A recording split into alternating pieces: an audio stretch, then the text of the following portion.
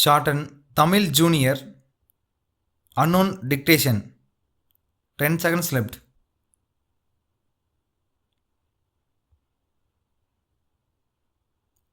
Get ready. Start. மாண்புமிகு பேரவைத் தலைவர் அவர்களே, ஆளுநர் உரைக்கு நன்றி தெரிவிக்கும் தீர்மானத்தின் மீது என்னுடைய கருத்துக்கள் சிலவற்றை நான் தெரிவிக்க விரும்புகிறேன். இந்த அரசு பொறுப்பேற்ற பிறகு எல்லோரும் எதிர்பார்த்த உள்ளாட்சி தேர்தல்கள் வெற்றிகரமாக நடத்தியிருக்கின்றன. தமிழகத்தில் உள்ள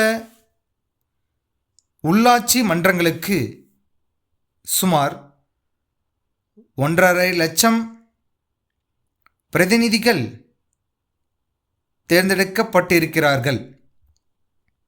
மக்களுடைய பிரச்சனைகள் உடனுக்குடன் தீர்க்கப்படுவதற்கு இது மிகவும் பயனுள்ளதாக இருக்கும் என்று நான் கருதுகிறேன்.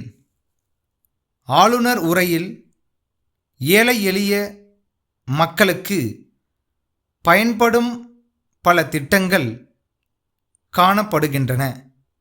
அவற்றையெல்லாம் வரவேற்கும் அதே நேரத்தில் என்னுடைய தொகுதி குறித்து ஒரு முக்கியமான பிரச்சனையை அரசின் கவனத்திற்கு கொண்டுவர கடமைப்பட்டிருக்கிறேன். உலக வங்கியில் கடன் பெற்று தமிழகத்தில் உள்ள ஏராளமான கால்வாய்களை சீரமைக்கும் பணி பல ஆண்டுகளாக நடைபெற்று வருகிறது. ஆனால் எங்கள் பகுதியை பொறுத்தமட்டில் ஏரிகளில் தூர் எடுக்கும் பணி ஏறத்தாழ 20 ஆண்டுகளாக நடைபெறவில்லை என்பதை வருத்தத்துடன் தெரிவித்துக் கொள்கிறேன். இதன் காரணமாக ஏரிகளிலெல்லாம் தூர்ந்து வருகின்றன. இப்படிப்பட்ட சூழ்நிலை தொடருமானால் எதிர்காலத்தில் ஏரிகள் பாசனத்திற்கு பயன்பட முடியாத அபாயகரமான நிலைமை உருவாகும். எனவே இது குறித்து அரசு நல்லதொரு திட்டத்தை தீட்டி தமிழகத்தில் உள்ள அனைத்து ஏரிகளிலும் தூர் எடுத்து செப்பனிட்டு பாசனத்திற்கு அவை பயன்படுமாறு தக்க நடவடிக்கை எடுக்க வேண்டுமென்று மாண்புமிகு பொதுப்பணித்துறை அமைச்சர் அவர்களை கேட்டுக்கொள்கிறேன். அடுத்து அரசு வகுக்கும் திட்டங்களை திறமையாக நிறைவேற்றி அவற்றின் பயன்கள் விரைவில் மக்களுக்கு சென்றடைவதற்கான பணிகளை அரசு ஊழியர்கள் மேற்கொண்டிருக்கிறார்கள். அப்படிப்பட்டவர்களுக்கு 5வது ஊதிய குழுவின் பரிந்துரைகளின் அடிப்படையில் மைய அரசு ஊழியர்களுக்கு வழங்கப்படும் அதே சம்பள வீதங்கள் வழங்கப்படும் என்று உறுதி அளித்துள்ளமைக்காக அரசுக்கு என்னுடைய நன்றியையும் பாராட்டுதல்களையும் தெரிவித்துக் கொள்கிறேன்.